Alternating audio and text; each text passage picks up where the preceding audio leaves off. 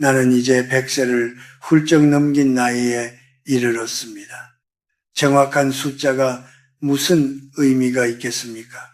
다만 한 가지는 분명합니다. 젊은 시절에는 끝이 보이지 않던 인생이 돌아보니 한순간의 숨결처럼 짧았다는 사실입니다. 인생은 참으로 묘합니다.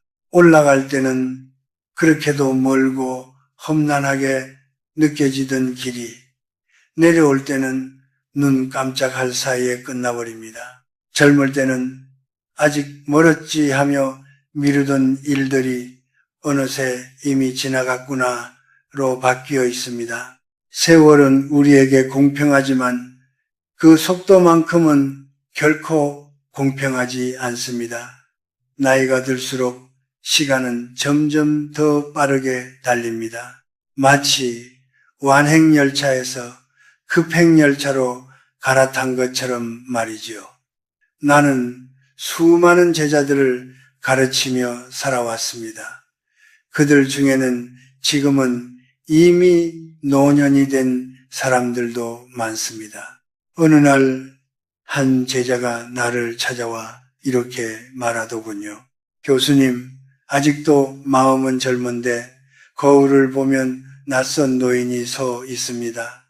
그 말에 나는 잠시 웃었지만 마음 한편이 깊이 울렸습니다. 왜냐하면 나 또한 같은 감정을 수없이 느껴왔기 때문입니다. 노년은 누구에게나 찾아옵니다. 그것은 피할 수 없는 생의 한 단계입니다. 그러나 중요한 것은 늙느냐가 아니라 어떻게 늙느냐입니다.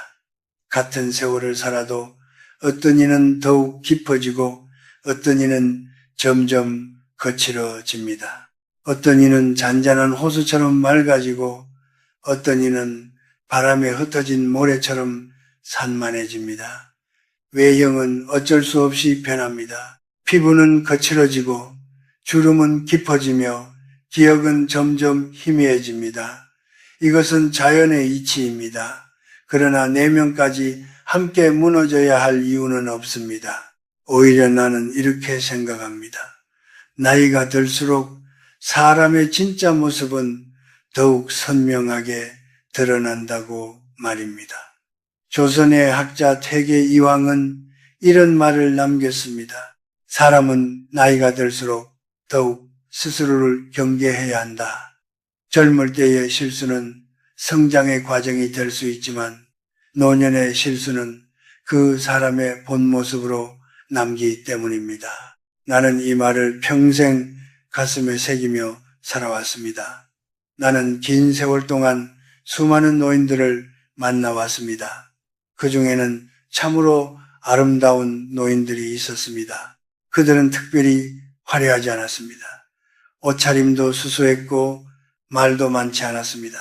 하지만 그들의 눈빛에는 깊이가 있었고 표정에는 온기가 있었습니다. 그 앞에 서면 괜히 마음이 편안해지고 오래 머물고 싶어졌습니다. 반대로 나이를 먹었음에도 불구하고 여전히 자신만 옳다고 주장하며 목소리를 높이는 사람들도 보았습니다. 그들은 세월을 살았지만 세월을 이해하지는 못한 사람들이었습니다. 경험은 많지만 지혜는 부족한 경우지요. 그런 모습을 볼 때마다 나는 스스로에게 묻습니다. 나는 과연 어느 쪽에 가까운가? 고목에도 꽃은 핍니다. 오히려 그 꽃은 젊은 나무의 꽃보다 더 깊고 은은한 향을 품고 있습니다. 왜냐하면 그 꽃은 긴 세월의 바람과 비를 견딘 끝에 피어난 것이기 때문입니다. 노년 또한 그렇습니다. 겉모습은 시들어 보일지 몰라도 그 안에는 누구도 흉내낼 수 없는 시간의 향기가 담겨 있습니다. 나는 요즘 들어 자주 이런 생각을 합니다. 인생의 마지막 계절은 결코 겨울이 아니라 가장 깊은 가을일지도 모른다. 가을은 모든 것이 성숙하는 계절입니다. 곡식은 익고 색은 깊어지며 바람은 차분해집니다. 노년도 마찬가지입니다. 잘 살아온 사람에게 노년은 쇠퇴가 아니라 완성입니다. 하지만 그 완성은 저절로 이루어지지 않습니다. 세월이 우리를 늙게 만들 수는 있어도 성숙하게 만들어주지는 않습니다. 성숙은 선택이고 노력이며 때로는 고통을 견디는 과정입니다. 나는 이제 하루를 마무리할 때마다 스스로에게 묻습니다. 오늘 나는 조금 더 부드러워졌는가? 아니면 더 긋긋해졌는가? 이 질문 하나가 노년의 방향을 결정한다고 믿기 때문입니다. 부디 여러분도 한 번쯤 스스로에게 물어보시길 바랍니다. 우리는 단순히 나이를 먹고 있는 것인지 아니면 조금씩 더 깊어지고 있는 것인지 말입니다. 이제부터 나는 긴 세월을 살아오며 깨달은 5가지를 이야기하려 합니다. 그것은 단순한 조언이 아니라 수많은 후회와 반성 끝에 얻은 작은 결론들입니다. 지금 이 순간부터라도 스스로를 다듬어 간다면 우리의 노년은 충분히 아름다워질 수 있습니다. 나는 오랜 세월을 살며 한 가지를 분명히 깨달았습니다. 나이가 들수록 사람은 점점 더 말로 평가받는 것이 아니라 말하는 방식으로 평가받는다는 사실입니다. 젊은 시절에는 말이 많아도 열정으로 보일 수 있습니다. 그러나 노년의 말은 다릅니다. 같은 말이라도 어떻게, 얼마나, 어떤 태도로 하느냐에 따라 그 사람의 품격이 그대로 드러납니다. 요즘 대중교통을 타거나 식당에 앉아 있으면 종종 눈에 띄는 장면이 있습니다. 유난히 큰 목소리로 통화하거나 혼자서 말을 독점하며 주변을 전혀 의식하지 않는 노인의 모습입니다. 물론 나이가 들면 귀가 어두워지고 그래서 목소리가 커지는 것은 자연스러운 현상입니다. 나 또한 그 변화를 몸으로 겪고 있습니다. 그러나 문제는 크기가 아니라 배려입니다. 나는 한 번은 버스 안에서 이런 일을 겪었습니다. 한 노인이 오랫동안 큰 소리로 통화를 하고 있었는데 주변 사람들의 표정이 점점 굳어져 갔습니다. 아무도 말을 하지 않았지만 그 공간 전체가 불편함으로 가득 찼습니다. 그때 나는 이런 생각이 들었습니다. 말은 소리가 아니라 관계를 만드는 도구여야 한다. 한국의 위인 김구 선생은 이런 말씀을 남겼습니다. 말은 행동을 낳고 행동은 습관을 낳는다. 노년의 말투는 단순한 습관이 아니라 그 사람의 인생이 쌓인 결과입니다. 그렇기에 더더욱 조심해야 합니다. 예전에는 노인의 수가 적었고 그 자체로 존경의 대상이 되었습니다. 그러나 지금은 시대가 달라졌습니다. 통계청 자료를 보면은 한국은 이미 고령사회에 들어섰고 머지않아 초고령사회로 진입한다고 합니다. 노인이 많아진 사회에서 나이만으로 존중을 기대하는 것은 점점 어려워지고 있습니다. 이제는 나이가 아니라 태도가 존중을 만듭니다. 그래서 나는 스스로에게 늘 이렇게 다짐합니다. 말은 적게, 듣기는 깊게. 입을 닫는다는 것은 단순히 침묵을 의미하지 않습니다. 그것은 내 생각을 강요하지 않겠다는 태도이며 타인의 이야기를 받아들이겠다는 자세입니다. 나이가 들수록 우리는 한 발 물러서야 합니다. 앞장서서 이끄는 것이 아니라 뒤에서 지켜보고 필요한 순간에만 조용히 손을 내미는 사람이 되어야 합니다. 그것이 진짜 어른의 모습이라고 나는 믿습니다. 또 하나, 노년이 되면 경계해야 할 것이 있습니다. 바로 자랑입니다. 나는 오랜 친구 중 한 사람을 떠올릴 때마다 마음이 무거워집니다. 그는 젊을 때부터 성실했고 가정을 위해 열심히 살았던 사람이었습니다. 그런데 어느 순간부터 만날 때마다 자식 이야기를 꺼내기 시작했습니다. 처음에는 다들 웃으며 들어주었습니다. 그러나 시간이 지날수록 그 이야기는 점점 길어지고 더 자주 반복되었습니다. 그의 자식은 훌륭했습니다. 그것은 사실이었습니다. 하지만 문제는 사실이 아니라 방식이었습니다. 같은 자리에 있던 친구들 중에는 자식 문제로 속을 앓고 있는 이도 있었고 이미 자식을 잃은 친구도 있었습니다. 그 앞에서 반복되는 자랑은 축하가 아니라 상처가 되었습니다. 결국 어느 날부터인가 모임의 분위기가 달라졌습니다. 사람들은 조금씩 그를 피하기 시작했습니다. 그는 이유를 몰랐겠지만 나는 알고 있었습니다. 자랑은 관계를 조금씩 갉아먹는다는 것을 말입니다. 나는 그 일을 계기로 스스로에게 엄격한 기준을 세웠습니다. 자랑하고 싶을 때일수록 더 조용해지자 사람은 왜 자랑을 할까요? 나는 오랫동안 그 질문을 붙잡고 고민했습니다. 그리고 한 가지 결론에 이르렀습니다. 자랑은 대부분 부족함에서 시작된다는 것입니다. 자신의 가치를 스스로 확신하지 못할 때 우리는 타인의 인정을 통해 그것을 채우려 합니다. 하지만 진짜로 무엇인가를 이룬 사람은 다릅니다. 그들은 굳이 말하지 않습니다. 아니, 말할 필요가 없습니다.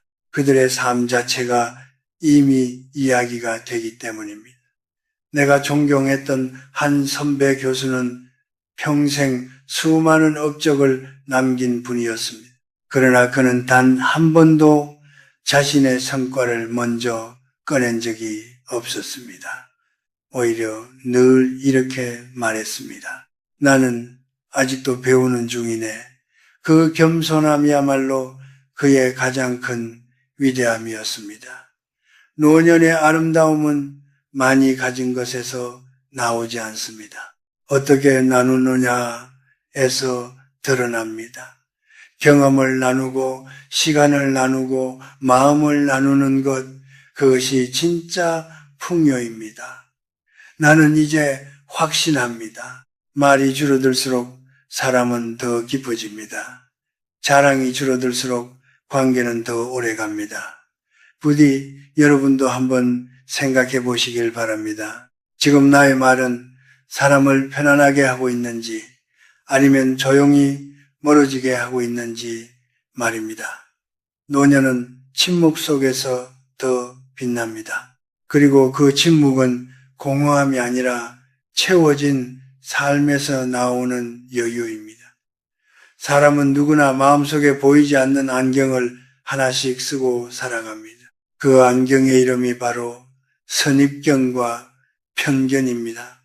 나는 100년이 넘는 세월을 살며 수많은 사람을 만났지만 결국 인간관계를 가장 크게 왜곡시키는 것은 이 두 가지라는 사실을 깨달았습니다. 젊을 때의 편견은 무지에서 비롯되는 경우가 많습니다. 잘 모르기 때문에 단정짓고 경험이 부족하기에 오해합니다. 하지만 노년의 편견은 조금 다릅니다. 그것은 너무 많이 안다고 믿는 데서 시작됩니다. 나는 과거에 한 제자를 오해한 적이 있습니다. 그는 말수가 적고 표정 변화가 거의 없는 학생이었습니다. 처음에는 그를 성의 없는 학생이라고 판단했습니다. 수업에도 적극적으로 참여하지 않는다고 생각했지요. 그런데 어느 날 우연히 그의 글을 읽게 되었습니다. 그 글에는 누구보다 깊은 통찰과 따뜻한 시선이 담겨 있었습니다. 나는 그날 크게 부끄러움을 느꼈습니다. 내가 본 것은 그 학생의 겉모습이었고 내가 놓친 것은 그 사람의 본질이었습니다. 그 이후로 나는 스스로에게 한 가지 약속을 했습니다. 사람을 한 번 보고 판단하지 말자.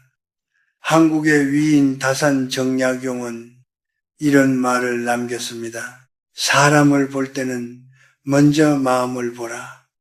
그러나 우리는 악설 그 반대로 살아갑니다.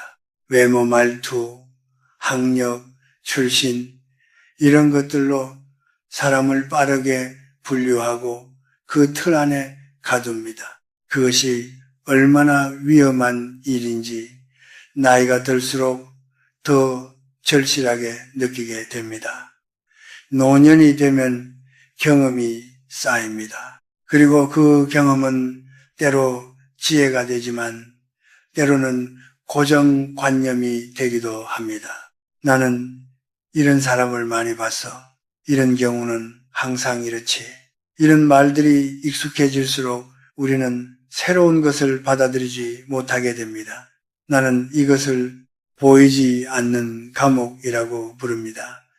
편견 속에 사는 사람은 스스로 자유롭다고 생각하지만 사실은 자신이 만든 틀 안에 갇혀 있는 것입니다. 그리고 그 틀은 시간이 지날수록 점점 더 단단해집니다. 요즘 사회를 보면 이 편견이 얼마나 많은 갈등을 만들어내는지 쉽게 알 수 있습니다. 지역, 세대, 직업, 외모, 다양한 기준으로 사람을 나누고 그 안에서 서로를 오해합니다. 특히 세대 간의 갈등은 점점 더 깊어지고 있습니다. 젊은 세대는 노인을 이해하지 못하고 노인은 젊은 세대를 이해하려 하지 않습니다. 나는 한 번은 젊은 연구원들과 대화를 나눈 적이 있습니다. 그들은 이렇게 말했습니다. 어르신들은 항상 가르치려고만 하세요. 그 말을 듣고 나는 잠시 침묵했습니다. 그리고 스스로에게 물었습니다. 나는 과연 듣고 있었는가? 아니면 가르치려 하고 있었는가? 그 질문은 나를 오래 붙잡았습니다. 우리는 나이가 들수록 아는 것이 많아집니다. 그러나 동시에 배우는 능력은 줄어듭니다. 이것이 가장 큰 위험입니다. 배우지 않는 순간 우리는 과거에 머물게 됩니다. 그리고 과거에 머무는 사람은 현재를 이해할 수 없습니다. 그래서 나는 요즘도 일부러 낯선 사람을 만나고 새로운 이야기를 들으려 노력합니다. 때로는 이해되지 않는 생각도 있습니다. 하지만 이해하려는 노력 자체가 나를 살아있게 만든다고 믿습니다. 백문이 불여일견이라는 말이 있습니다. 그러나 나는 여기에 한 가지를 덧붙이고 싶습니다. 한 번 본 것으로도 충분하지 않다. 사람은 한 번의 모습으로 정의될 수 있는 존재가 아니기 때문입니다.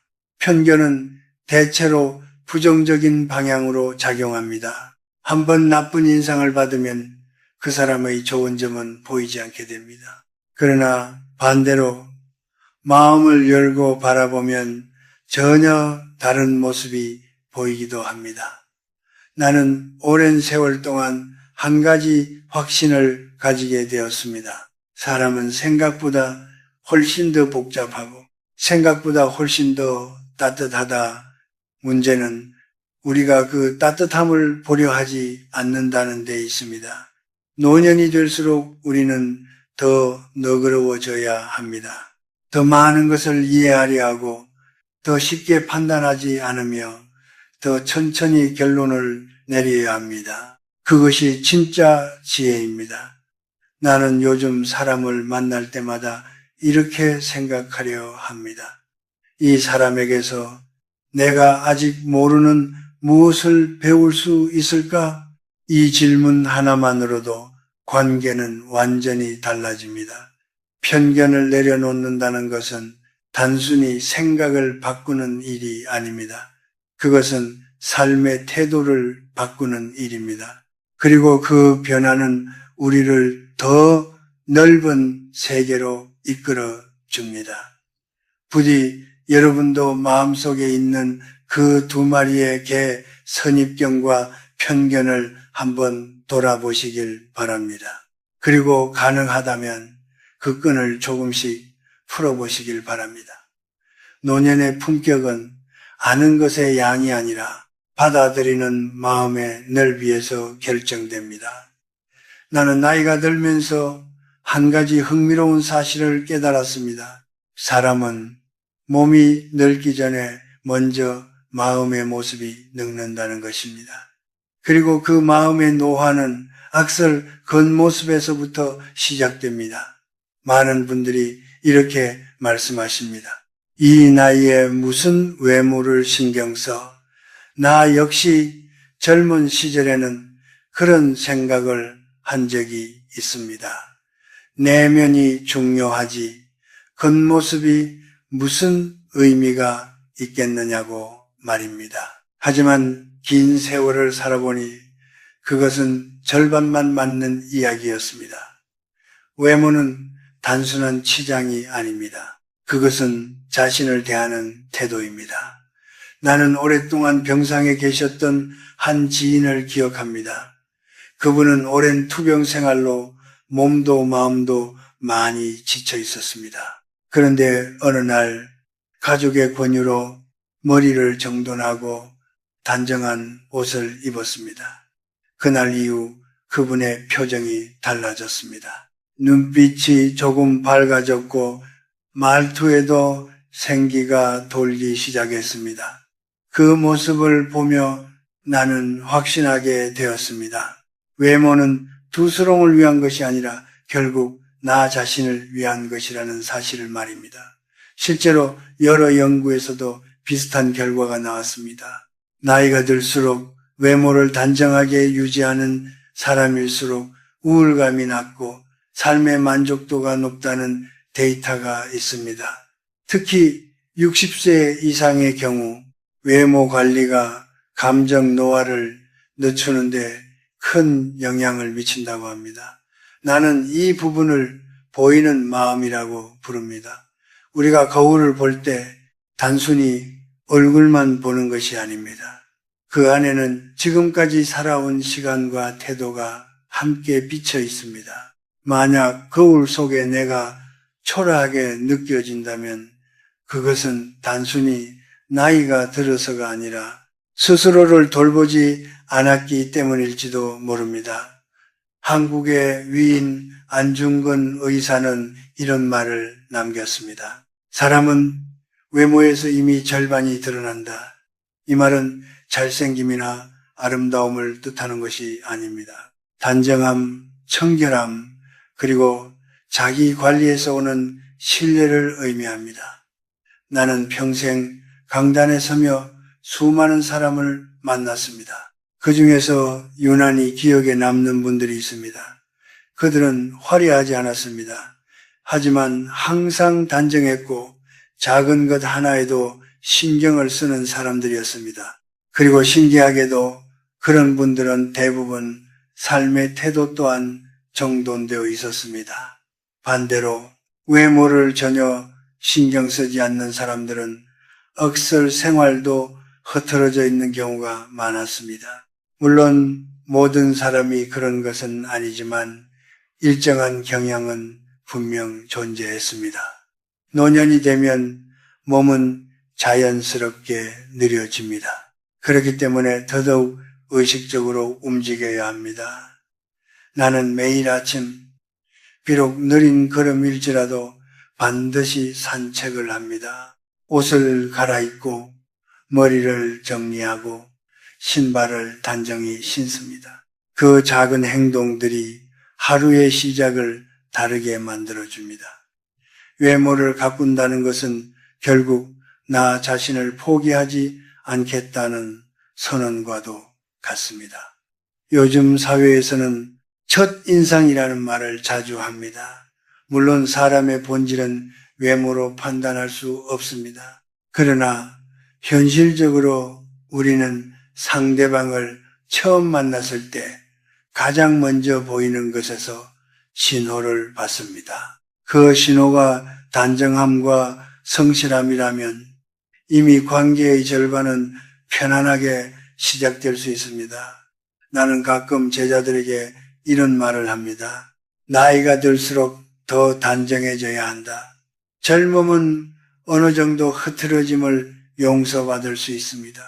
그러나 노년은 그렇지 않습니다. 오히려 나이가 들수록 작은 태도 하나가 더 크게 보입니다. 외모 관리가 반드시 비싼 옷이나 화려한 치장을 의미하는 것은 아닙니다. 깨끗한 옷, 단정한 머리, 바른 자세. 이 세 가지만으로도 충분합니다. 그것은 두 사람에게 보여주기 위한 것이 아니라 스스로를 존중하는 방식입니다. 나는 요즘 들어 더욱 분명하게 느낍니다. 몸은 늙어도 태도는 늙지 않을 수 있다. 그리고 그 태도는 아주 사소한 일상에서부터 시작됩니다. 부디 여러분도 오늘 거울 앞에 잠시 서 보시길 바랍니다. 그리고 단순히 나이를 보지 말고 지금의 나를 어떻게 대하고 있는지를 바라보시길 바랍니다. 노년의 아름다움은 젊음의 흔적이 아니라 스스로를 끝까지 아끼는 마음에서 비롯됩니다.